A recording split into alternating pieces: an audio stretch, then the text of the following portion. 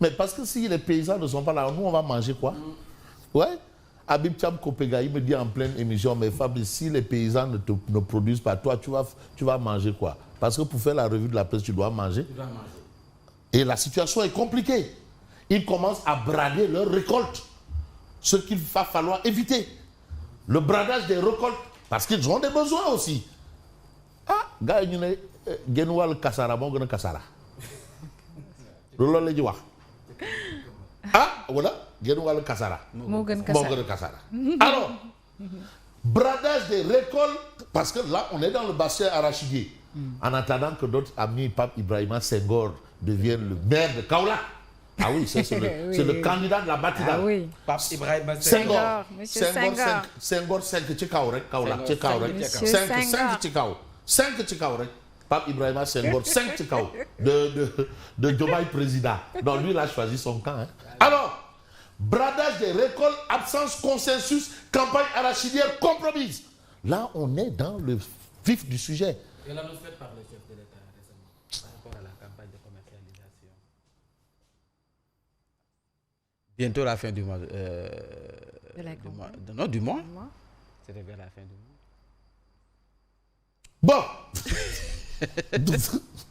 Mais non, le président de la République instruit.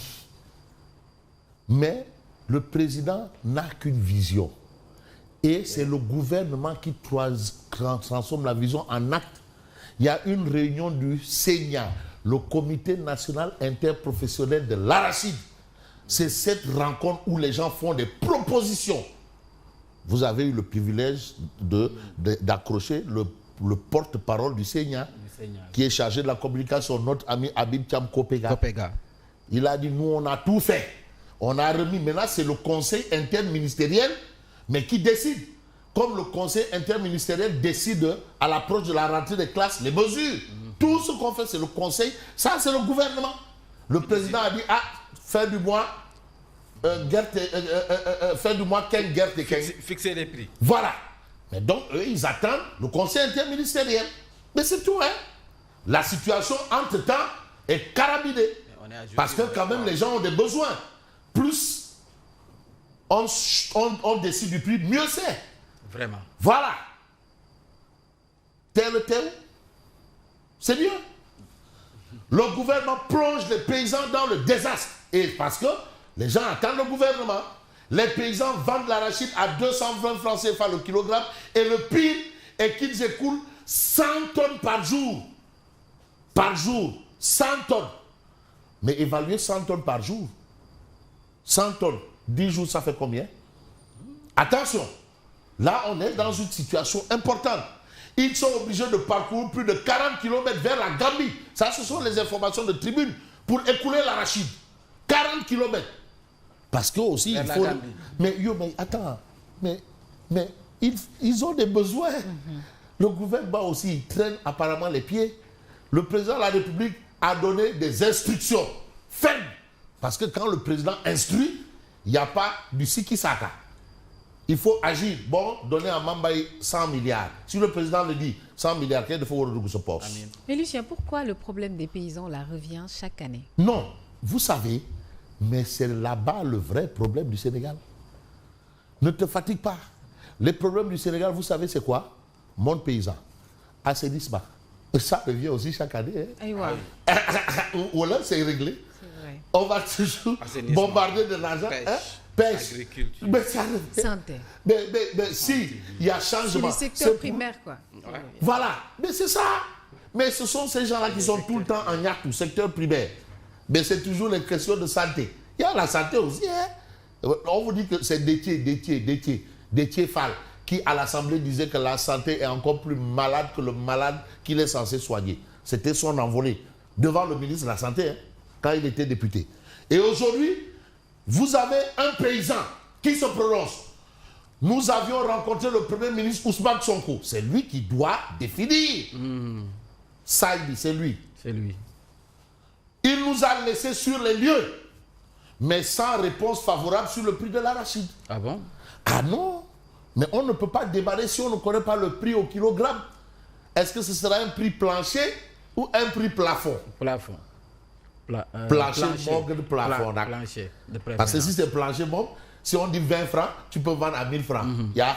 Tu as marge de manœuvre. Voilà, mais si c'est plafond, tu ne peux pas dépenser 10 francs. C'est fixé. Donc voilà la situation. C'est la réalité. C'est-à-dire que vous le vouliez ou pas, Terra, CEO, Terra, là-haut, Odio, Golobot, Nodom, Amfi, Djinab, Satchen, Dekhin, Kanyam, Leken, Mafé, Bouki, Amnodom. C'est voilà les problèmes qui sont là. C'est ça. On reste avec Tribune qui nous parle de Ousmane Sonko à l'Assemblée. Mais éventuellement, ces grosses interpellations, mais qui attendent le Premier ministre. Vous savez, le Premier ministre, ce n'est pas un poste bénin. Mais tu es, c'est-à-dire l'avant-centre. Si ça marche, c'est toi. Si ça ne marche pas, c'est toi. C'est pour ça qu'on le qualifie souvent de fusible. Non, il faut qu'on explique aux gens les missions des uns et des autres. Le Premier ministre, mais Macky Sall a été Premier ministre. Abdou Diouf a été Premier ministre. Premier ministre. Habib oui, mais attends. Mais vous avez vu des Souleymane Ndéné-Ndiaye, des grands premiers ministres, Agibou Soumaré, Mam Madior, Idrissa Seck. Mais attends. Aminata Touré dit Mimi, dites Mimi. Mais voilà. Mais Premier ministre, mais tu es, c'est-à-dire, mais tu coordonnes l'action du gouvernement. Mais la cheville ouvrière. Chef d'orchestre. Mais c'est toi, mais non, le maestro. Le maestro. Le maestro. Mais c'est ça le Premier ministre. Donc quand on parle d'Arachide, maintenant tu vas à l'Assemblée. C'est important. Là-bas, c'est la représentation du peuple, par le peuple et pour le peuple. Pour le peuple. Et aujourd'hui, les députés ont une belle occasion, d'après Tribune, pour demander à Sonko de faire la lumière sur le jet privé qu'il utilise pour voyager. Jet privé du coup comme jet privé du Niatele.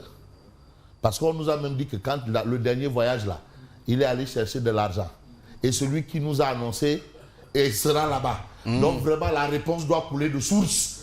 La question ça veut dire non, parce que celui qui nous a dit que de faire de bouti khalis. La façon dont il a même dit khalis là, bon, c'est mon c'est de bon, devant content. Khalis, hein? Bon, bon, est-ce que khalis amour ou amour? Voilà, c'est l'occasion. Donc toutes ces choses-là. Mais où en est le Premier ministre sur la baisse de certains prix qu'il a récemment annoncé? C'est jusqu'à quand?